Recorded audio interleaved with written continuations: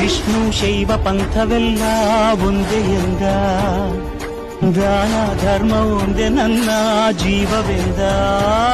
ಕುಲಮತಗಳನ್ನು ಸಮ ಎಂದವನು, ನೆಲ ಜಲಗಳನ್ನು ಉಸಿರೆಂದವನು, ಹೊಸ ಚರಿತೆಯ ಬರೆದನು ಕೆಂಪೇಗೌಡ.